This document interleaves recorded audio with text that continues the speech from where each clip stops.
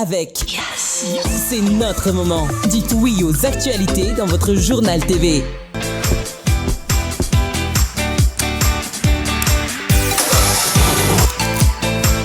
De beaux projets pour des budgets serrés. Batimax, le partenaire des bons plans. Batimax, la qualité au meilleur prix. Manulcianoni vovô.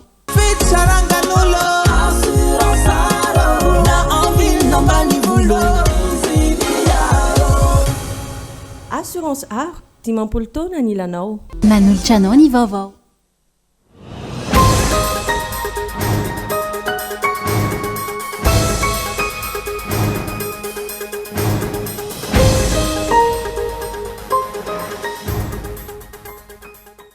apetraka afaka roa herinandro eny ambomanamboly indray ireo fitaovana ny toamasina mokatra 5 megawatt amanan'olana herinaratra amin'izao fotoana rehefa tsy tafapetraka ny volana martsa 2022 araka ny fampanantenana tao anatin'ny filakevitry minisitra omaly teleherinandro tateorian'ny fampidirana ponja vonjamaika azy vao nesorina tamin'ny toerany tale jeneraly ny ACM voasaringotra mirarabo inona 777 tranga izay mampametra-panontaniana hony antoko azy VM androany nodoran'ny fokon'olona ny fatin'ilay lehilahy fantatry ny rehetra amin'ny anarana hoe pasy nanapa-dosi nanala taovam-pananan'ilay zaza 7 taona tao andilamena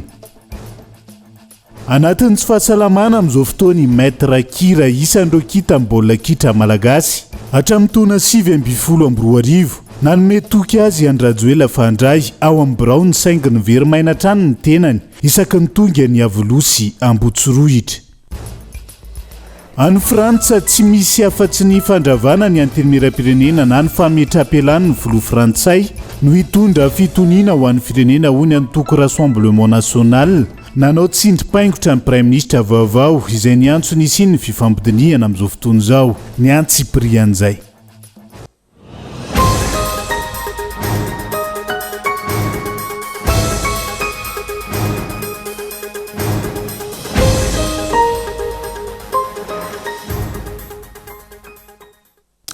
Gadondrainy amin'ny valoralina fotoana ny fampitalalamba vaotsika eto amin'ny fitalavitra kolo atena ny araba tong klasy tongovavy manasana ihany koa anaraka ny antsiprian'izay hoe tsika manokatra ny fiarahana amin'ity ala ity na mpananteny indray ny ampitondra tao anaty filan-kevitry minisitra omaly fa apetraka afaka roa herinandro eny ambomanambola ireo fitaovana ny toamasina mokatra 5 megawatt amana ny olana herinaratra amin'izao fotoana izao rehefa tsy tafapetraka ny volana martsa 2022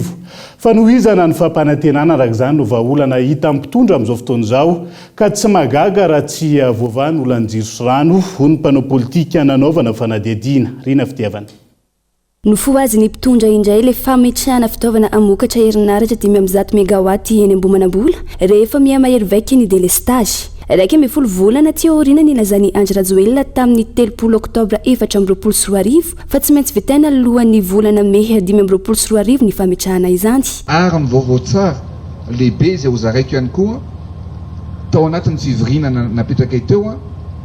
dia ametraka ny centrale lehibe indrindra tsy manofa tsony ny jirama zany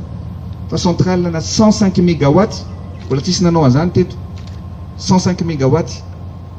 tsy maintsy tafapetraka alohan'ny voalohany volana May zay no défi ny raisika niaraka tamin'ny ny société zay mametraka an'izany eto Madagasikara ary atomboka io dia izao tsy maintsy vitatsika io zany amin'ny lohan'ny voalohany volana alohan'izay ary fa aleoko miteny hoe volana May fa tsy maintsy vitatsika alohan'izay ny faraka amin'ny 20 ny volana novambra ny Prime Ministre no nidina tany Tomasina anafaingana amin'ny fabekarana ireo fitaovana efa tonga tao Tomasina tamin'ny taona 2024 ho fanatanterahana ny toromarky Andry Rajoelina tapitsiny ny volana May saingy tsy nisy ny asa vita fa mbola mihitsoka ny Tomasina ireo fitaovana ananganana izany ray volana tateoriana izany hoe ny volana Jona 2024 lasa teo indray nilaza ministry ny asa vaventy fa tsy zakany tetezana misa 13 ireo fitaovana milanja 70 taonina ananganana ilay 500 megawatt ka mbola asiana fanamboarana aloha ireo tetezana ireo. Roa volana teoriana indray izany hoe omaly fa folony volana septambra nankatoavana tao anatin'ny filakevitra minisitra fa anafaingana fitaterana ireo fitaovana ny Tomasina izay efa tao tamin'ny taona 2024 ka ampiakarina dia Antananarivo. Nampanantena ny mpitondra fa apetraka afaka 2 herinandro eny ambomanambola ireo fitaovana ireo amokatra ilay 500 megawatt amahana ny olany fahatapahan-jiro sy ny rano eto Antananarivo sy ny manodidina. Fanambakevitra anjamba tsy misy fandiniana no raisin'ny fitondrana. Antony mampitsoka ireo fitaovana ireo efa ho herintaona izao sy ny tsy fanataterana ny fampanantenana hoe ny filohan'ny tanora malagasy miaramiaingy. Nanafatra zavatra tsy tokony ho afaranay eto Madagasikara indray ny fitondram-panjakana noho ny efa fahafantarantsika moa fa manao fanapahan-kevitra anjambany tonga eo Tamatavy zay vao hoe tsy zakany lalana le groupe efa ho herintaona zao ny lasa mbola tsy tonga eto Antananarivo zany groupe zany. Ky groupe io koa moa natonga eto arany ny gasoil mbola andefasana teleferika no mahamaiky amin'ny mpitondram-panjakana fa tsy ny amahana ny olana ny fahatapahan-jiro eto Antananarivo. Hitantsika ne misy ane ireo tetikasa hydroélectrika Sahofika sy Volobe zay fitohizana fitatanandra-raha-mpanjakana ary efa nahazahoana famatsim-bola tamin'ny banky raisam-pirenena. Maninona tsy natao le izy nefa fantatra fa tokony avay ihany koa ny olana ny fahatapahan-jiro reny asa tokony nandeha reny. Namaiky andray zany dia nitondra an'le groupe zay tsy zaka lalana zay tsy fantatra hoe manahoana sy manahoana amin'ny passation de marché taizana no vidiana sy ny sisa ary ny ampatsahivina ao anatin'izay volam-bahoaka no nampiasaina kanefa n'le volam-bahoaka dia mipetraka fotsiny zany tsy miasa indray androany. Tompon-daka amin'ny fampanantenana Andry Rajoelina saingy tsy misy tanteraka izany. Ailika mitondra any amin'ny hafa indray ny olana ka tsy hovaovany olanjiro sy ny rano raha mbola izao fomba fiasan'ny fitondrana volomboasary tandrevaka sy kobakambavy izao hatrany no vahaolana arosony. Manana vahaolana amin'io resaka fahatapahan-jiro io ny teknisianina ny JIRAMA, ny teknisianina malagasy fa tsy misy mihitsy zany ao anatin'izay fijereny ny fitondram-panjakana ireo manampahaizana malagasy ao anatin'ny famahana ty olana ty. Zay fatany fa mety ihany, zay fatany fa mahadia volana ny sainy ihany no ataony nefa ndrefa avy eo hitantsika fa tsy mitondra ininona ane le izy androany mipetrapotsiny le zavatra nefa nandany-bola. Tsy misy mihitsy zany vahaolana hoentin'ny fitondram-panjakana ao anatin'ity le hoe famahana ny olan'ny délestage ty ary ny tena manahirana ny fanjakana dia manilika ny andraikitra amin'ny teo aloha foana fa tsy mandray ny andraiky ny amin'ny mahampitondra fanjakana azy androany ka tsy hitako zay ilana azy raha ohatra ka hoe zay tsy fandraisana andraikitra zay ao anatiny zany tsy misy zavatra hovaova eto zany hitantsika tsara tsy misy ininona mandera ny resaka raha-pirenena no resahana ny vahoaka tena mikaikaiky afarak'izay mafy tsy misy mijery tahaka ny tany tsy misy mpitondra ny eto Madagasikara. Efa inefatra farafakeliny no nampanantena izao fitondrana izao ity fametrahana 500 megawatt eny ambomanamboly ity saingy tsy misy vita izany hatreto. Andrasana indray izany afaka 2 herinandro ny fananganana azy na ho tanteraka na ho toy ny fampanentanana pokaty mahazatra hatrany. Ny délestage nefa miamitombo isanandro izay mantratra ora folo izany tamin'ny ity androany ity. Vahaolana no ilaina fa tsy fampanentanana lava toy ny mahazatra. Fa tokony atsahatra ireo rendrarendra samihafa ho hitahina Rajoelina raha manam-piniavana hiasa ny fitondram-panjakana amin'izao fotoan'izao mila mifantoka amin'ny tena asa fa tsy manao saritsarina fandraisana andraikitra ihany koa ny fanazavany. Raha ny olana herinaratra amin'izao fotoan'izao isan'ny vahaolana narosony ny fitodiana bebe kokoa amin'ny fampiasana ny angovo azo avaozana amin'izao fotoan'izao ka bainloha. Mbola mitady vahaolana ho an'ny vahoaka ve ny fitondrana misy eto amintsika sa mody mampiseho mitady vahaolana ho hitahina Rajoelina nametra-panontaniana manoloana ny fahoriana iainan'ny vahoaka malagasy ankehitriny fisehosehoana ivelany hoerahoera fety hetsika rendrarendra sisa no hita andaniny izao fitondrana izao ny volam-panjakana. Nandray ohatra izy mikasika ny olana herinaratra eto Madagasikara olana arabola sy ara-pitantanana no misy ka izay no tokony jerena sy vahana fa tsy variana mandany fotoana amin'ny zavatra tsy misy dikany. Ny olana délestage dia olana arabola, olana ara-pitantanana. Donc tsy vahaolana amiko koa ny fanaovana groupe misy solika indray tia eto fa tsy ho afaka io délestage io tsy afaka ny groupe io volana io olana. Fanontaniana sa dia ity mbola mitady vahaolana ho an'ny vahoaka ve ny fitondrana sa mampiseho fotsiny mitady vahaolana samihafa zany samihafa ny olona tena tia sy ny olona mampiseho fitiavana samihafa zany Samihafa ny olona tena miasa sy ny olona mampiseho hoe miasa. Ka miova be mihitsy ny lalana raha izay. Samihafa mihitsy hoe naka sary ilay groupe dia avoindray io sarina groupe io fa efa mitady ilay vahaolana tsy izay ilay vahaolana ka vahaolana dia izao amboary mihitsy ny teti-bolam-panjakana tsy ho ireo rendrarendra rehetra ireo fanaovana fety, fanaovana rano, fa ino ty rano mandiva fa ny tena miasa dia tena hoe ajanona ny hita maso ny rendrarendra dia ahoana tokoa ary ny plan ahafahana manala Madagasikara amin'ny lafiny herinaratra zava-masoandro. Tsika hoa firenena pays tropical na filaza azy zany hoe be orana sady be masoandro. Ahoana ny politika mpanjakana momba ny tsy fitombon'ny ala simba. Za tsy miteny tsony hoe fiverenany fa engany mba tsy tombotsony ala simba satria no mitarika ny rano ahafahana mamokatra ahafahana mahazo ny na izany masoandro zany ady memiena foana ny ala-tsinanany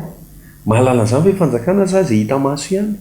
Ankoatr'izay fotoana ihany koa izao tokony anovana ny loharano-pamokarana ny herinaratra ho amin'ny alalany angovo azovaozina raha tsy laza afa-tsy ny masoandro. Raha mbola solika ihany no ampiasaintsika dia tsy ho vaovah na oviana ny fahatapanjiro io herinaratra io izay iankina ny toe-karena sy famokarana raha ny fanazavana. Olona ny jirama zany dia olana tena fijery mihitsy hoe ahoana ny ahafahana mahazo herinaratra tsy mampiasa solika. Ny zavatra natolotra tamin'ny hevitra natolotra momba ny vahaolana délestage io dia hoe ataovy ny jirama manomboka izao mpanome herinaratra amin'ny alalan'ny masoandro. Zany hoe tsy manamboatra centrale solaire zany fa mizara panneau solaire sy batterie amin'ny tokantrano tsirairay. Zany hoe ilay tokantrano amin'izao mandany gasoil ireo lasa manino vide solaire zany hoe tsisy transport d'énergie tsony tsy asiana niota ino izy teo ny poto lava be sina ny tokantrano tsirairay zany samy abony amin'ny jirama fa amin'ny alalan'ny panneau daholo dia iny ny alohan'ilay olona isam-bolana dia nytsika rehetra zany lasa tsisy tsony hoe nidomin'ny camion tetsy dia zany no misy any firenena tavaratra izy izy teo Europe du Nord efa ahazo telonjato sy 5,000 indray ny euro loha zany ary matony vola malagasy tsy mitsahatra mitotongana dia tsy mamokatra ny firenena malagasy dia izay famokaran'izay ilaina herinaratra. Mila mahatsapa-tena mandrakariva ny eo anivon'ny fitondrana fa mafy ny fijaliana iainan'ny vahoaka amin'izao fotoana izao na ara-tsosialy izany na ara-toe-karena raha tsy afa-po anefa ny vahoaka zo ny tanteraka ny hitaky ny mpitondra andray andraikitra voafaritry ny lalam-panorenana raha teo ny mahazo feno ananan'ny vahoaka ny maneho hevitra mitaraina ny maharary azy amin'ny fomba rehetra tsy mifanipaka amin'ny lalàna misy ho iatrany ny hitahina Razafinjoelina nampatsiahy. Avelantsika eo vetivety ny olany famatsiana herinaratra eto Madagasikara fararabo inona 777 mampametra-panontaniana ho ny mpanao politika ny fiandrasany fitondrana 3 herinandro teoria ny fampidirana ponja vonjomaika ny deuxième ACM tamin'ny rarabo inona 777 vao nesorina tamin'ny toerany tranga mampia mety isinny ataontsika hoe famafandro dia antanany amin'ity raharaha ty ahafahana miaro azany koa ao anatin'izay hoy rivo rakodivao androany. Ankoatr'izay takina ihany koa ny ankatoavany solombavam-bahoaka ny anohizan'ny fitsarana avo ny fanadiadiana ny minisitry ny fitaterana teo aloha ahafahana mamoaka ny marina ao anatin'izay raharaha zay ny Antsipriana. Nesorina tamin'ny toerana nandritra ny filankevitry ny ministra Omaly ny tale général ny aviation civile de Madagascar izy izay raha tsy hevina anisan'ireo 3 vororoa tamin'ny raharaha Boeing 777 ny akatra fampanoavina teo anivon'ny Pâques ny 12 aogositra teo ary nampidirana vonjomaika taorian'izay izany hoe 3 herinandro aty aoriana vao niroso amin'izao fanapahan-kevitra izao ny fitondrana mampametra-panontaniana izany hoy ny mpanao politika naneho ny heviny satria raha tokony ho izy dia vao fantatra fa tafiditra anaty afera maloto tahaka ireny ny tompony andraikitra tokony nisorona avy hatrany mba hiarovana ny porofo ahafahana manofy ny fanadahadiana tsy izay anefa no zava-nisy tamin'ity tranga ity nandrasana herinandro maromaro vao nisorona inona no antony mbola nanana eritreritra hiaro azy ve ny fitondrana sa mbola nisy fifanarahana tsy maintsy natao mampieritreritra aloha le izy satria fafantarantsika manakavy azy rehefa misy hoe zavatra mitranga toreny eloka be vava sanatria misy olona maty zany hoe misy zavatra karohany pikaroka zany dia rovana mafy ny porofo ny olona mety ayahina ny porofo sao de voafafa ary anisan'ny tompona andraikitra voalohany tamin'ny zavatra mitranga zay mamoetra famadihan-tanindrazany reny a dia DGNSM no ny asany de marina be re fanontaniana mampiahy avy ahoana no navela nandritry ny 2 na 3 herinandro maninitra ilay olona toko voalohany indrindra ayahina tsy meloko izy fa ayahina manam-potoana izy zany a raha ny ayahantsika de manam-potoana izy hoe fafao aloha zay tokony ho fafanao baiko aloha zay tokony baikonao a ataovy zay tokony ho atao a mba tsy ampivoaka ny zavatra tiany hafenina nanam-potoana mihitsy ilay DGNSM tsy ohatran'le ministra fa iry zany a de zay mampametraka ny fanontaniana fa inona ny tiana arovana inona ny tiana navelo ho fafana tao satria tokony raha ny tena izy ho avekona mandeha mpanadiady man'zany asandreo andavanandro zany a fiarovana an'le pirofo ny ordinateur ny telefony na ny brao ny tokony tapahana daholo ny fifandraisany tamin'io sehatry ny ACM io eo ny fanesorana ny DG ny ACM izay fa andrasan'ny mpanara-baovao amin'ny ity raharaha ity ihany koa ny itohizan'ny fanadahadiana ny ministry ny fitaterana teoloha ity farana izay tsy tafiditra ao anatin'ireo nahiditra amponja tsy mbola nanokafana fanadahadiana ihany koa atreto tsy anjaran'ny paky ny mitsara azy fa iendreketan'ny haute cour de justice kanefa tsy maintsy andrasana fankatoavany roa ampahatelo ny mpikambana eo anivona antenimera pirenena aloha ny fiampangana azy vao azo irosona ny famotorana raha ny fampitambaovao tamin'ny farany efa eo ampelantanany doyen de juge d'instruction eo anivon'ny paky ny raharaha fa tsy nandrenesana toy ny mandraka androany ho sahy ve ireo solomavambahoaka sa anaraka baiko izay mety hidina avy any ambony ka ampijanona tsotra zao ny raharaha eto azany no miandry maolo-pirenena mampanao politika hoe mba hijoro ary omendry satria zay fomba fandehandreo a manana maro anisy izy ao amin'ny assemblée nationale amin'ny andanany lalam-pitsarana tsisy manameloko aingy amin'ny ministre eto fa mba hahafantarana ny marina de tokony andeha aingana zany a lay fanadiadiana ao amin'ny haute cour de justice fa raha ohatra ty fanjakany tika mipotra eo raha mbola tsy rehefa mofa miandro session ordinaire izy a de hoe tsy mandeha indray zany le fitsarana n'lay tompona andraikitra ambony anisan'izany ministra fa tsy feno ny fepetra afana mandefa aminy a dia mampanontany tena hoe isika ary ny antso vonjy any amin'ny fanaovana fanadina hoe ny antso ny FBI ny antso an'izao nefa ny eto anatiny averokona mandeha sakanatsika tsy andeha zay mantsy lay tiany teneniko fa tiany ataoko de zay ny amporosiana hoe alao zany ahita hatramin'ny farany marina iza ny tena tompona andraikitra voalohany iza nanao an'io iza ny raitsikomakoman'io iza name baiko an'io iza nafantatra fa tsy niteny ary tsy ho fantatra zany raha tsy mitohy ny fanadihadiana fa raha mijanona fotsiny eo ananonaniny eny io a de ohatran'ireny hitantsika reny le volamena tratra tany tyo le ara aondrana sy tany Comore sy ny sisy ireny reny le nitondra azy sy ny ministra sasany eny nasorona tao hoe hitantsika zany le tany Comore hoe fa tsisy nitohy mihitsy hoe ahoana ary nitohy indreny zavatra reny de tsy anatreny zany ve ho zay indray le izy a dia manamafy zany a ny hoe tany tsy tandalana isika arak'izany de maro ireo fanontaniana tsy mbola voavaly amin'ity raharaha ity tahaka ny zava-drehetra takina atrany ny mangarahara izay tsy hita afera avolenta handoto sy animba endrika any Madagasikara eo amin'ny sehatra iraisam-pirenena nefa no resahina eto any amin'ireo solomavambahoaka milaza ho maro anisa arak'izany ny mason'ny mpanara-baovao miankina amin'izy ireo ny iovohan'ny marina na tsy amin'ity raharaha ity fa karatany osika no nomena ho tambiny safidy nataon'ny mponina tamin'ny fividianana solom-bavambahoaka farany teo tao an-tany malandy commune Tsaramandroso district any Ambatoboeny niteraka olana zany amin'izao fotoan'izao no ilay tany efa misy tompony manana karatany ara-dalàna ka atao andriatsilavo ny taona 2024 no nampidiri ny tompona andraikitry ny commune olona ny tany manodidina ny 7 hektara ao an-tany malandy commune Tsaramandroso district ny Ambatoboeny efa nahazona plan régulier milaza fa madio tsy misy tompony ary efa nandalo fitsiriana avy amin'ny sampandrarahany fananantany efa nahazon'ny mponina karatany nanditry ny fanomezan'ny fitondram-panjakana na karatany faobe ny taona 2024 ny toerana saingy nanaovana karatany osoka nampitoviana tamin'ny daty nanaovan'ny ministera ny karatany faobe farany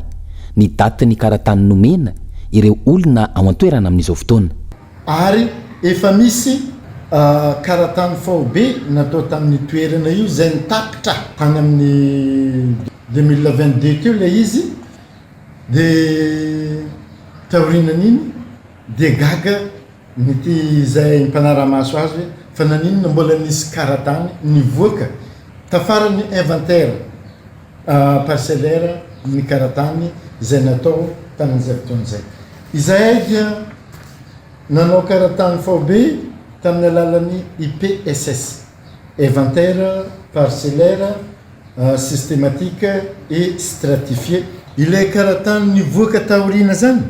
tsy mbola enregistré aty dia susceptible d'être annulé raha ohatra ka itsara tokoa ny tribunaly. Tsy anaiky ny fakana ny tany nitsotro zao ireto olona nanajary ny tany ireto.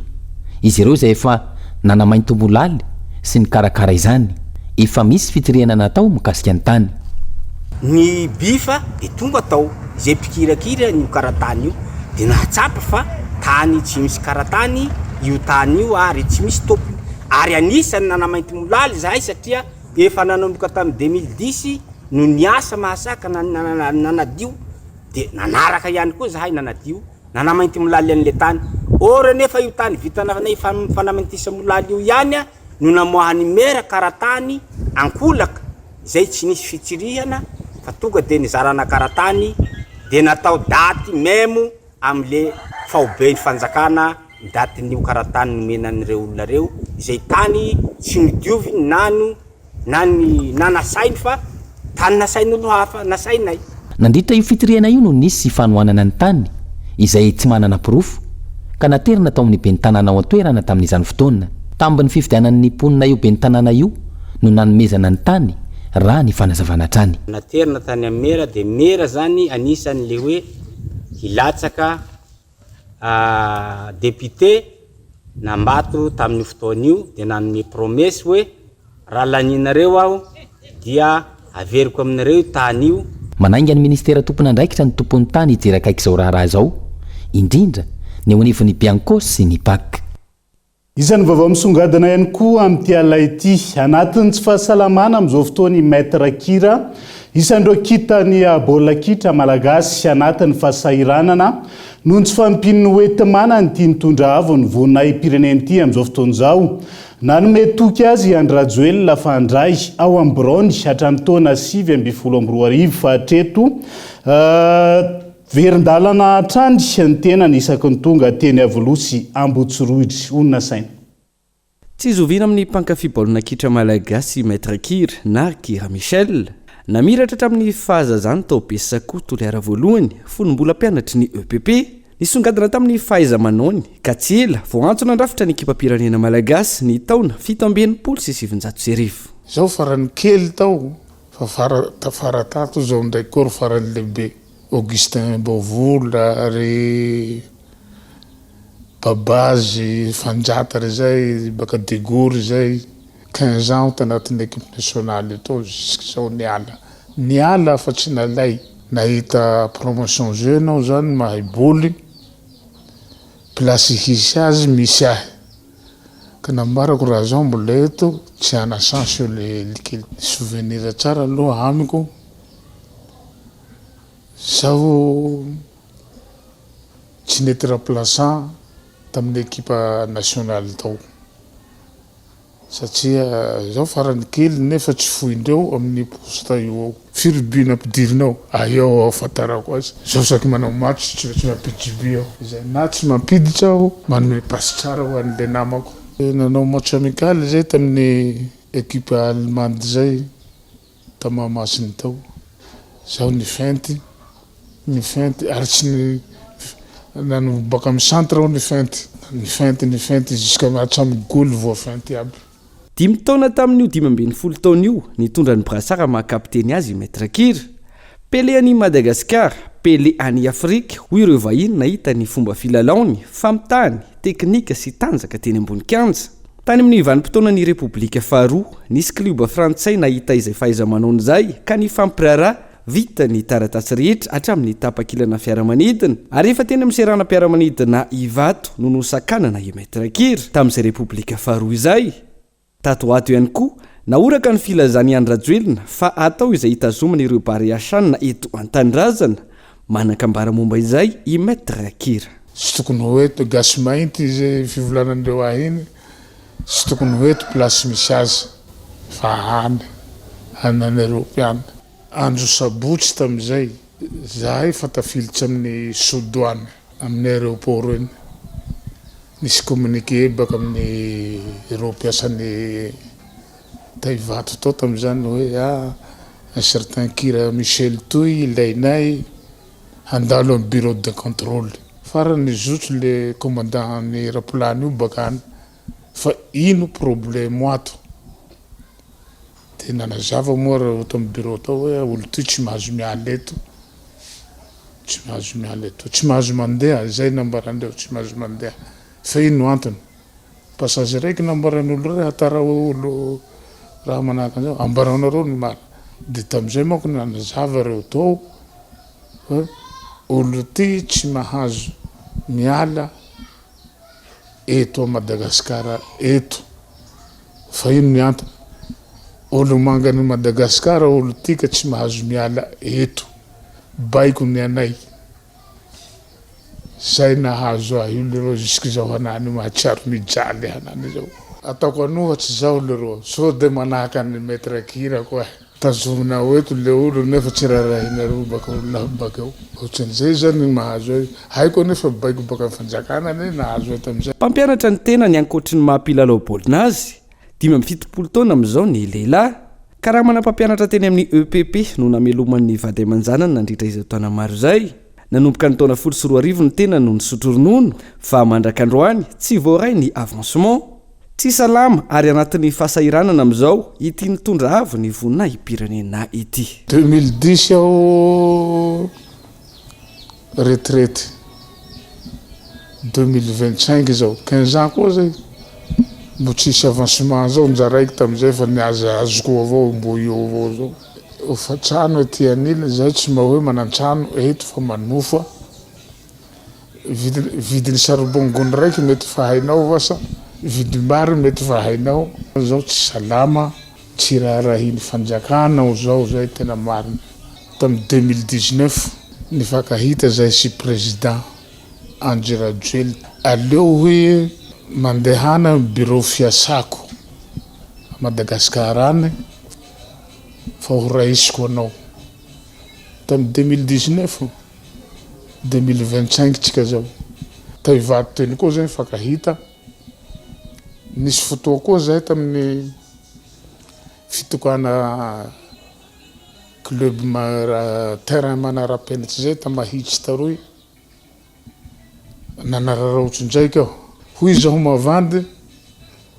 tsy latsaky ny folo namonjy azy amin'ny bureau fiasana. Io koa zany misy arety goty de io koa mafamiha arety fa tsy salama satria tsy ny arety kibony zany amin'ny tena tsy salama zany amin'ny kibony fa manao marary tena marary. Tena mandamaka mpandrina izy zao lafa tena avy le arety zay. Na vola tsaboina zany tsy satria fa viola sakafo ihany. Tsy zarizary le sakafo nefa io volo famiha be.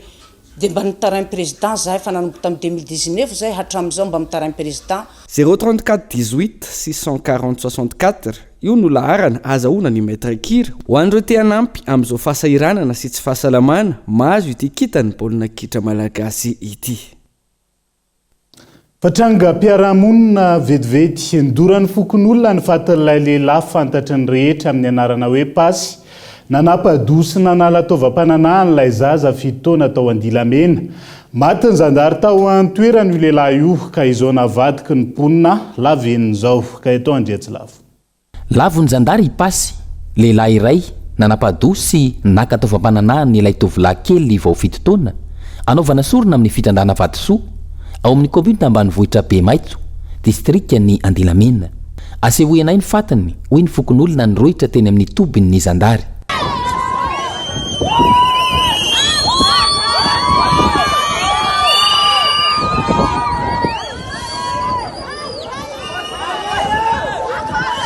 Rehefa zany niaingaka nataon'ny fokon'olona ny toerana nahalavo io lehilahy io sy ny toerana nanaovany sorona. Tezitra ny fokon'olona ka nidoran'izy ireo ivadika lavenina ny fatin'ilay olona namono zaza tamin'ny fomba feno abibina.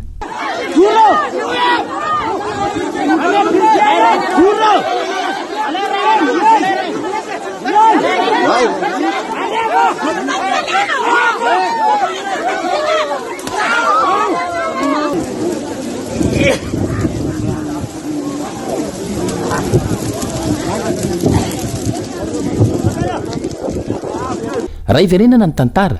ny fafito ny volana septambra 2024 lasa teo no nahitana ilay zazalahy kely fito taona nisy nanapado sy nanala ny taovam-pananahany taoriny ny fanady adina nataony zandary olona misa telo no voasambotra ny toy ny fanady adina nidina ifotony ka tokantrano iray tao mahatazana no nahitana azo ny osondra teo amin'ny vavahady ny ilany avisy havanana ary nahitana raha efa maina ihany koa ny sisin-dalana niditra tao amin'ny trano saro natao ipasy zay tsy lavitra ny toerana misy an'reto ray aman-dreniny zaza zay maty zany no nahitana nyty lehilahy efa somary efa lehibebe ihany manodididina ny 70 taona mahery eo pasy no fahafantaran'ny olona anazy manao fitadiavana amina resaka fitrandrahana vato sarobidy fividianana vato sarobidy ato anatin'ny renivohitry ny distrika ka teo no nahafahana nanamarina tanteraka hoe natao sorona ny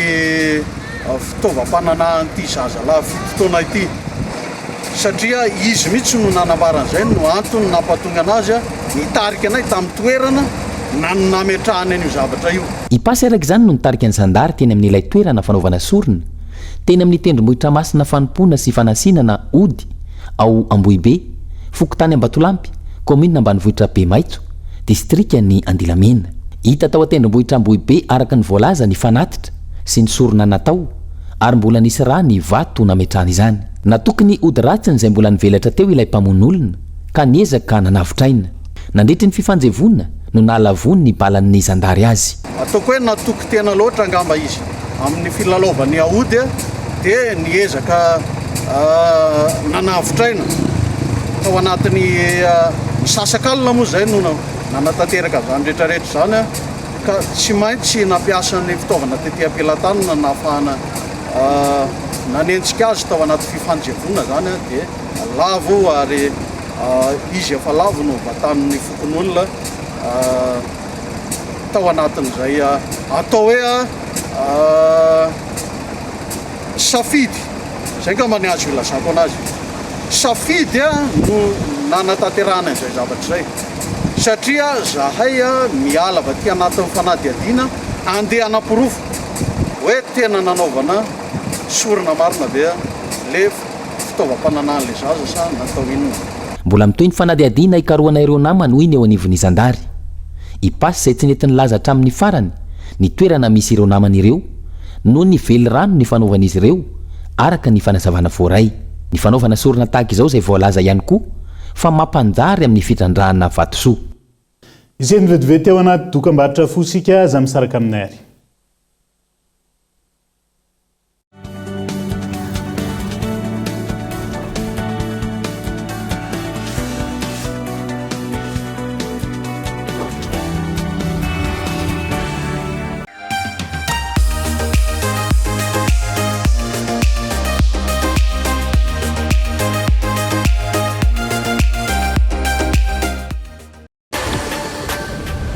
Libéreo.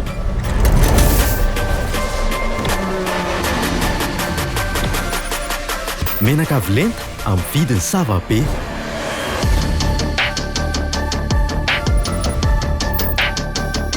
Tanjaka performance ao daholo izany. Tena mitaiza moteur ty lupie mampihena dépense. Premium Lube Jovena, Lubérer la performance. Jovena, source d'énergie. Pour une carrosserie parfaite, optez pour El Mondes, la marque professionnelle de peinture automobile. Le mastic corrige les imperfections, la peinture garantit une tenue durable. Le vernis illumine et démarque votre voiture. Certifié et disponible auprès de vos points de vente habituels, El Mondes assure un résultat exceptionnel. Faites confiance à El Mondes.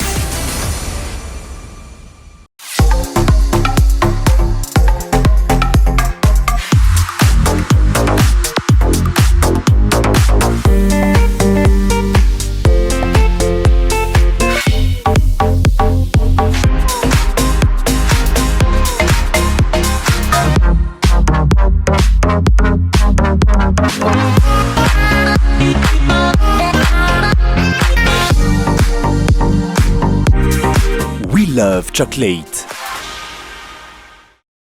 Miresaka foana isan'andro isan'ora araroty ireo tolotra mora misy izay ilainao rehetra sady efa misy antso sms no misy meka tsindrio aingana ary ny dièse 322 dièse manomboka amin'ny 10 ariary monja.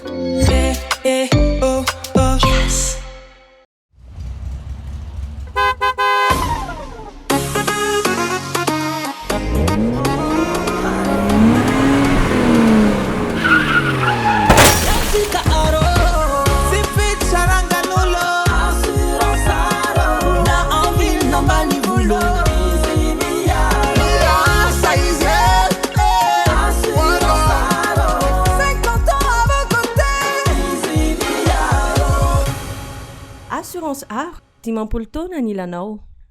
Jumbo poulet lasa rojato ariary. Jumbo ampiapatsiro nahandroko.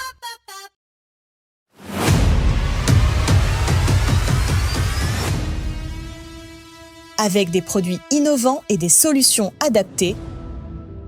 Easily illumine les foyers et relie les communautés. Easily simplifie votre quotidien avec des solutions flexibles. Payez à votre rythme petit à petit en Pay as you go ou via nos partenaires bancaires et IMF. Facile et pratique. Easily est votre allié au quotidien. Avec Easily, la lumière prend vie. Easily et tout s'éclaire.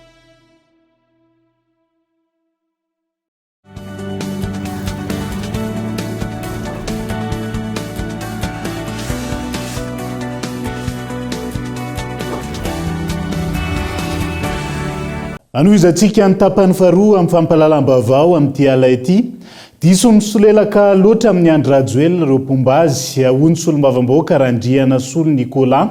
nitafa tamin'ny mpanao gazety mikasika ny raharaha-fifidianana be ny tanàna ao Betroka androany. Ny solombavam-bahoaka izay nilaza fa manohana ny fitondrana saingy tsy tokony abaribary ny momizay ho ny fanio-kevitra netiny tamin'ity androanyity. Manoloana ny filazana ombeny fa miasa iandro rajoelina ampandroso ny Madagasikara ka angatany ireo pombazy ny 3e mandahany. Nahitsy ny fitenin'ny solombavam-bahoaka Randriana Solo Nicolas momba azy ireo androany. Ratsy hoy izy ny diso misolelaka loatra ny filoha ary fe-potoana fiasana roa ihany no azon'ny filoha-pirenena tao araka ny voalazan'ny lalam-panorenana amin'ny repoblika faefatra. Falinao rafa manona fanjakana araky ny sasany dia hoe miteteka fotsiny zany zao ny zavatra tokony tsy atao an'izay. Na misy langazin'ny mpanao politika namanay sasasasany zao dia hoe sahala magname fo magname zavatra sy nagnarano filoha-pirenena zany dia teneniny aty hoe miosano amina filoha-pirenena 3e mandat. Azo eritreretina zany fa tokony sy am'izao no avy dia teneny zany fa satria manjary mandika lalàna zany. Satria agnatin'ny lalam-panorenana article 63 zany izy na agnatin'ny ary dia hoe 2 mandat ny azo ataon'ny filoha-pirenena mandat eto. Zay zavatra agnatin'ny lalàna lalam-panorenana sika zavatra zay. Kana dia misy ny hevitrevitra isika hoe sy misy atao ohatran'izao zay zavatra sy tokony déclaré satria anao mpanao lalàna ato anao mpomba fanjakana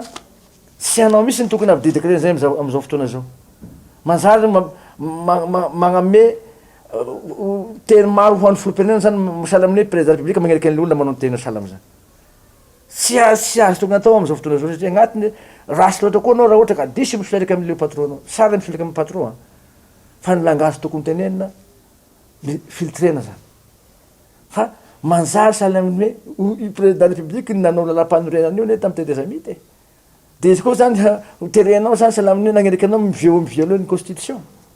Ankoatr'izay, naneho ny alahelo ihany koa ity solombavam-bahoaka ity manoloana ny fifidianana be ny tanàna atao Betroka. Samy manohana fitondrana ihany hoy izy. Ka maninona no ahilika ny antoko politika sy GMP izay tarihiny. Ny be ny tanàna Irmara izay nitory teny amin'ny fitsarana rehefa resy tamin'ny Latsabato. Fa dia mbola misy ihany zany sy maty vola bakibo satria mbola misy ihany dia hoe fa misy an'ity aza mpahagambarana fa nandresiny GMP ty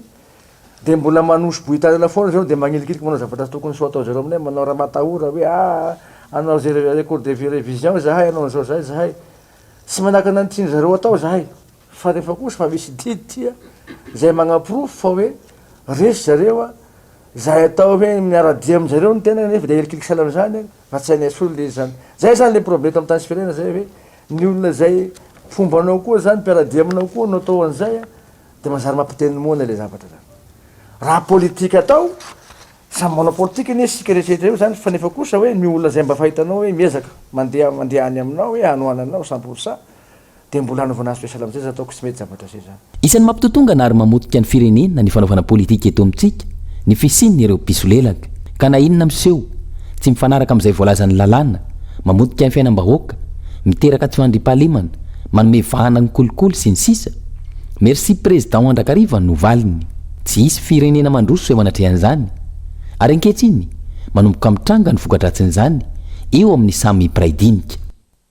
ny ena fa tsy nampitomboana araka ny fampanantenana nataony Andrajoelina ny vola fanampiana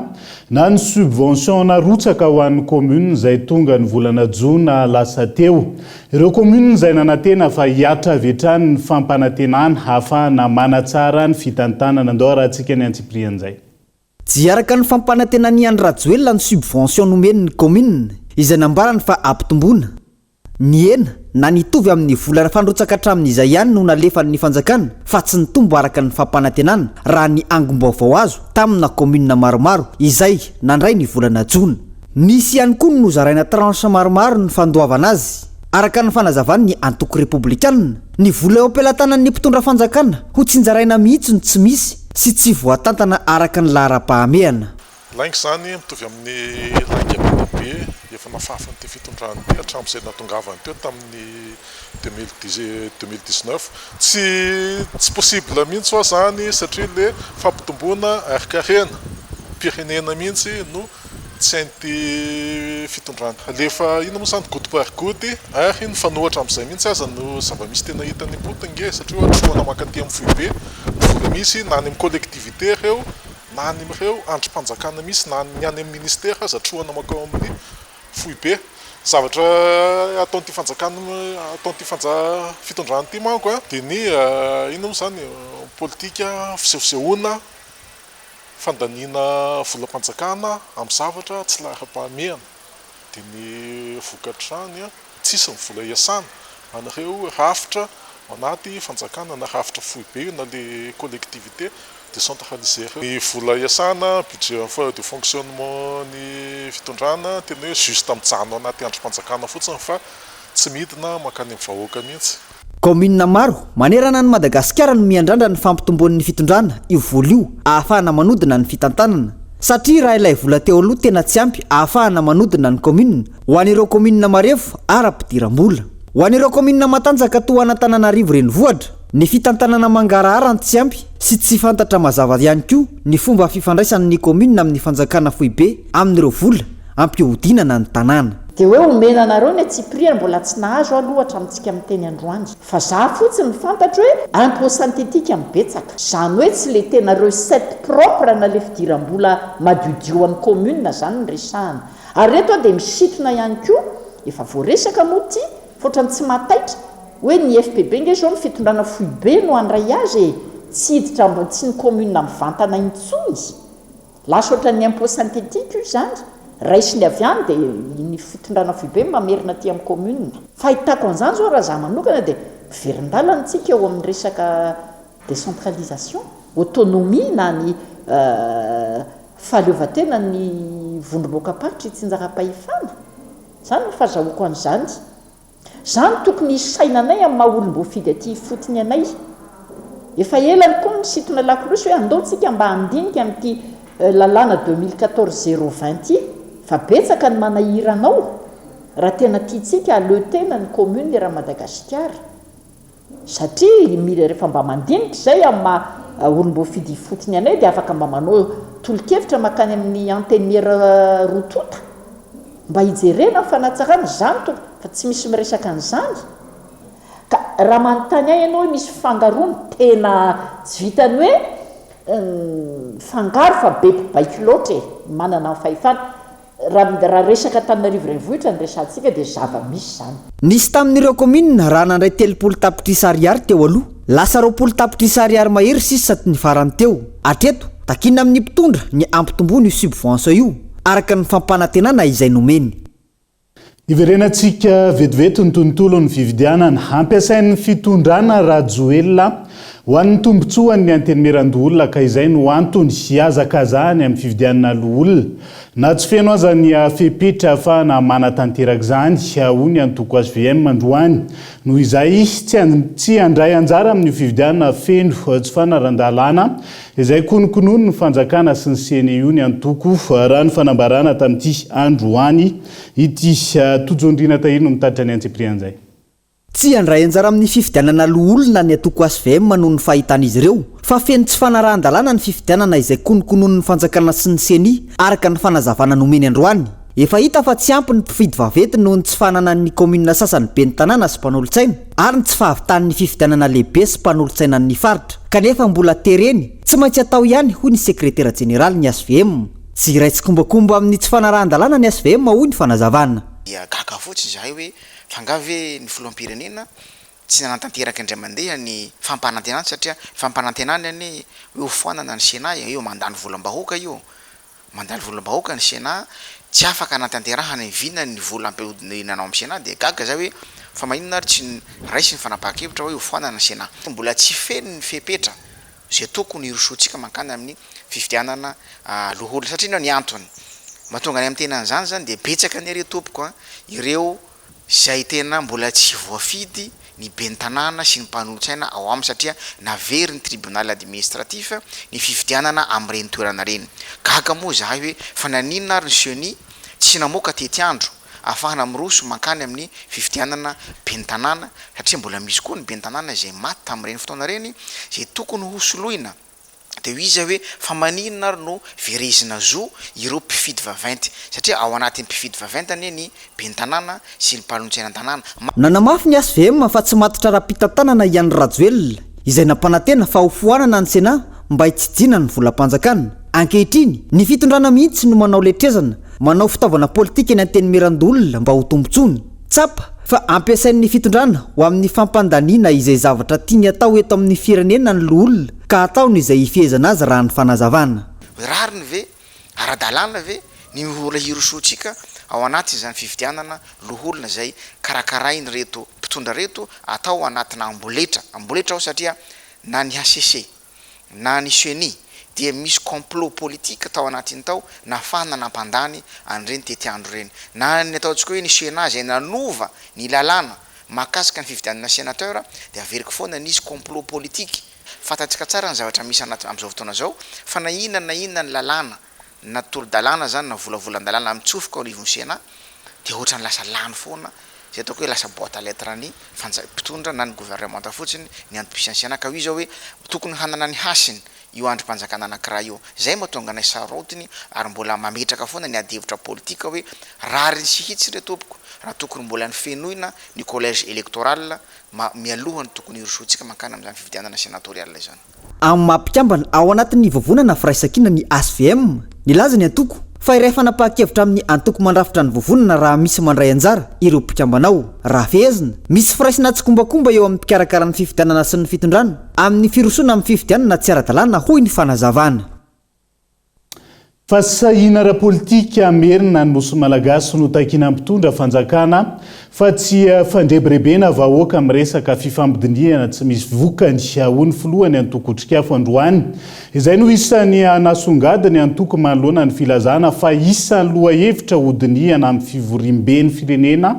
amin'izao fotoana nosy malagasy fivoriam-ben'ny firenena mikambana moa zany no resana ao anatin'izay rina fitiavana no taritra ny Antsipriana roa volana mahery teo aoriany navy tany fifambidiniana andiany faharoa tsy nahitany bokany teo amin'ny délégation malagasy sy ny frantsay tany Paris ny 3 jona lasa teo momba ny fitakinany nosy malagasy na ny Îles Éparses voalaza araka ny fampitambavao azo fa heverina hodiniana mandritra ny fivoriam-be ny firenena mikambana fahavalopolo izay nanomboka ny 9 septambra teo any New York États-Unis any makasika ny nosy malagasy eo ampiandrasana izay ho vokatra izany nanamafy ny filohany antoko otrikafo fa efa mazava ny fehi-kevitra navoaka ny firenena tamin'ny taona 1970 fa any Madagasikara ireo nosy malagasy ireo ka anjara ny firenena rotota no mifampidinika amin'ny fanesorana ny la frantsa ao amin'ny fitantanana ny Îles Éparses. Efa vita ny andraikitry ny firenena mikambana fa ny mpitondra malagasy no tokony ho sahitaky sy anery ny frantsa amerina ireo nosy malagasy ireo ho fiarovana ny fiandrianam-pirenena malagasy raha ny fanazavany. Ahoana no ahafahany Madagasikara mitady allié aloha zany mba ho namana ahafahana manery any la frantsa hiala ao amin'ireo nosy malagasy ireo zay le fahasahina politika na volonté politique zay tsy ananany zao fitondram-panjakana zao tsy ananany satria maninona ahoana moa nasahiny Andry Rajoelina manonda tabatra manoloana ny la France hiala eo amin'ireo nosy malagasy ireo nefa izy ary tsy malagasy akory fa frantsay anengeny adihevitra ahoana no asahiny Andry Rajoelina miarana la France hiala ao nefa nitrosana téléphérique ary ty mbola babetsika zay hoe na iveriny eo ambony latabatra ny firenena mikambana ary dia sarotra izy fa tsy maintsy mitady mpitondra tena malagasy aloha tena ty any Madagasikara ary sarotiny amin'izany fiandrianam-pirenena zany tsika mahavita andonda tabatra sy hitady ny fomba rehetrarehetra analana any la France ao amin'ireo nosy malagasy ireo fa raha Andry Rajoelina aloha ny antenana amin'izany dia izy hoe manantena tsy misy tsika ka raha ohatra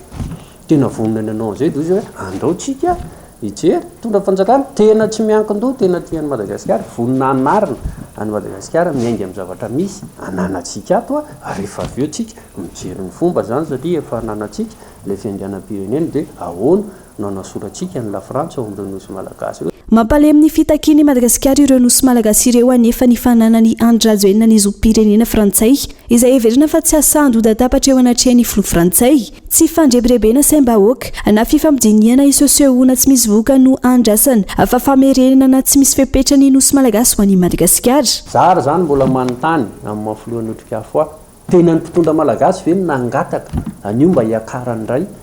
eo amin'ny pilipitra ny firenena mikambana sa mety hoe ny firenena mikambana mihitsy no napakatra an'le izy zany tsy fantatra zao zay zavatra satria tsy misy fanazavana na communiqué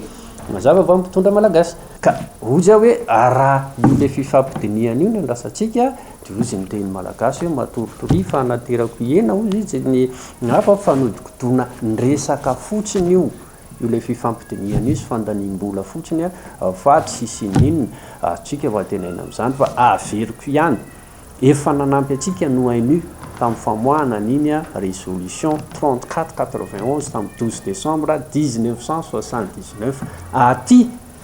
amin'ny malagasy zany any baolina amin'izao fotoana izao raha ohatra tsika ka tena voniny dia amafisiny ny otrikafo tsy Andry Rajoelina ho no atena tsika amin'izany fa mila mametraka mpitondra tsika tena voniny hiaro ny fiandrianam-pirenena mpitondra tsy alokalofa ny frantsay tsy alokalofa ny hery vahiny hafa fa tena hoe vonina hiady ny fiandrianam-pirenentsika zay ny sansan'ny Madagasikara amin'ireo resaka nosy malagasy ireo. Hatreto tsy mbola misy resaka ny famaritana ny fotoana hanaovana ny dinika fahatelo izay nampanantenainy ny délégation malagasy taorian'ny dinika faharoa tokony ampiseho fahasahina sy fahombiazana ara-diplomatika toy ny nataon'ny mpitondra maorisianina izay natafaverina ireo nosy Chagos sanotakiny tamin'ny firenena britanika ny mpitondra malagasy raha tena manana fitiavan-tanindrazana merin'izany ohatra ny fanazavana. Raiky amby folo septambra taona ray sy roa arivo, raiky amby folo septambra taona 2024 feno efatra amby roapolo taona katrik'androany ilay fanafiana na fahatolona be indrindra teo amin'ny tantarany États-Unis. Olona maherin'ny 3 arivo no fantatra fanamony ainy vokatry ny asa fampirorona nataon'ny Al-Qaïda. Fiaramanidina misa efatra no nampiasain'izy ireo ka nirona zeran'izy ireo tamina trano lehibe ny World Trade Center tao New York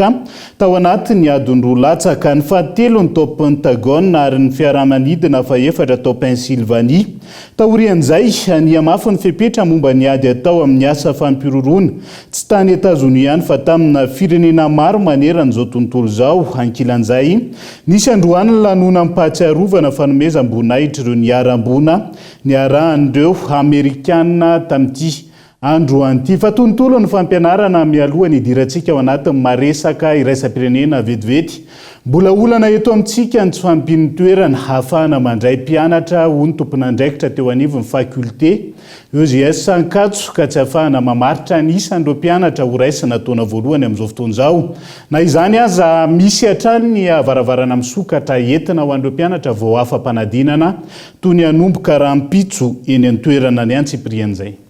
mbola tsy afaka mamaritra ny isan'ireo mpianatra ho raisina ao amin'ny taona voalohan'ny fakulteny UCS Akatso ao iny tompon'andraikitra noho ny tsy fahampiany toerana ka tsy maintsy miandry ny toam-pianarana ho vita izy ireo vao afaka manapa-kevitra ireo mpitsara hita sy tsapa fa maharisika ireo mpianatra saingy toerana io no mbola olana hoy ny nambarany fahafahana mandray moa zany iny miankina amin'ny ataoko hoe ny mpampianatra ny jury isaky ny mention satria araka ny antsona anazy zany a tsy hoe raha ohatra zany tsika zao mametraka ohatra tsy misy manontany koa iny amin'ny mahasamihafa ny test sy ny concours zany tonga de mipetraka ohatra hoe concours d'entrée pour le recrutement de ohatra hoe 100 étudiants ohatra zany fa ity zany a malalaka kokoa le isa de iny zany miankina amin'le jury arakarak'izay fahitany azy io koa rehefa tena vita le test d'accès zay kany amin'ny koa ny fahavitan'ny satria zany zao ety zao mamarina taom-pianarana de rehefa tonga zany ny test d'accès zao ohatra raha raisika zany économie gestion sociologie zay amin'ny 11 12 13 novembre amin'izany zany efa mivoaka ihany koa ny ataontsika hoe ny voka-panadinina ity de manana ataoko hoe manana singa hoentina mandray fanapahakevitra zany reo ny jury amin'izay fotoana zay nisy ny olana tamin'ny fisian'ny covid-19 teto Madagasikara ka tsy maintsy nampiatoana ny fandraisana mpianatra sy ny fianarana saingy efa milamina izany amin'izao fotoana izao ka ny 12 sy ny 17 ny volana septambra ho avy izao isy ny varavarana misokatra izay karakarain'izy ireo eny Akatso natao an'ireo manana ny mari-pahaizana baccalauréat fa indrindra ireo izay vao nahazo izany tamin'ity taona ity porte ouverte moa zany a journée porte ouverte d'orientation amin'ny faculté économie gestion sociologie ety amin'ny université Antananarivo tanterahana ny zoma 12 sy ny sabotsy 13 septembre ety Akatso zany a eto amin'ny manoloana ny parking ny faculté UGS moa zany misy azy de misy ihany koa ny anatin'ny amphi natao moa zany izy io indrindrindra ho an'ireo vonazo baccalauréat mitady ataontsika hoe te handranto vaovao lizy moa zany mariana fa io zany na tamin'ny fito sy roa arivo ary mibakanao a de afaka manao concours foana misy manontany koa ny olona hoe misy fehataona ave ino moa zany fetrataona ave ry zany tsy misy fetrataona koa fa na efapolo taona ary anao te hiverina hianatra hoe zay vao te hatapa-kevitra anao na koa anao efa nianatra zany hoe de za mihitsy raha ifameno amin'ny fianarana ataoko a de andehanao ohatra hoe économiako de anao test mihitsy afa hiditra première année anao maro amin'ireo mpianatra amin'izao fotoana no miandry taona ray na roa mihitsy vao tena tapa-kevitra na koa mahalala izay sapa-pianarana tsara ho ratoviny rehefa azo ny diplôma baccalauréat misy aza diso safidy ka mahavita taona roa na telo vao mieritreritra handrato fianarana hafa indray anyka lany fotoana amin'ny famerina taona ka anisany mahazava-dehibe ny fisian'ny varavarana misokatra tahaka izao mba tsy handiso safidy ireo mpianatra maresaka iraisam-pirenena vetivety any Frantsa tsy misy afa-tsy ny fandravana ny anteny miram-pirenena ihany na ny fametram-pialany ny filoha frantsay Emmanuel Macron no hitondra fitoniana ho an'ny firenena hoy ny antoko Rassemblement National raha nanao tsindry paingotra ny prime ministre vaovao izay niantso nisian'ny fifampidiniana hitadiavana ny marimaritra iraisana hananganana ny gouvernemanta sy hanarenana ny toe-karem-pirenena amin'izao fotoana izao ankilany isan'ny manahirana ary amena ho an'ny frantsay ny tokony hijerena manokana ny taona ny fisotrondrono sy ny fandoava-ketrany an-toerana izay isany nampiongana ny François Bayrou andrasana araka raha vita manolana na tsy ny prime ministre vaovao ireo mpanao fihetsiketsehany izay hanao hetsika indray ny 12 septambra ho avy zao raha iverenana dia izay ihany koa no entina manakatona ny fampalalam-baovao hankasitrahany ianao nanarak'izay hatramin'ny farany mandrapitava ho amin'ny raha-pitondray ary tomboka lasy tombovavy elo matomboka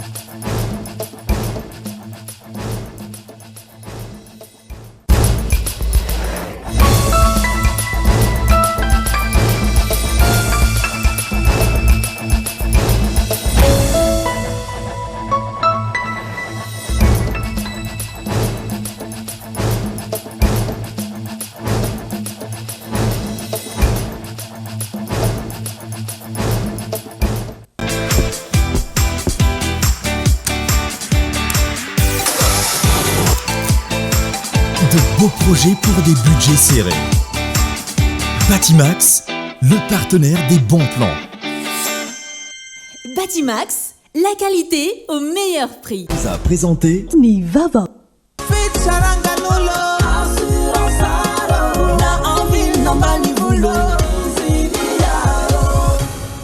Assurance Art, Timampoltona Nilanao. Vous a présenté Nivava. Avec c'est notre moment. Dites oui aux actualités dans votre journal TV.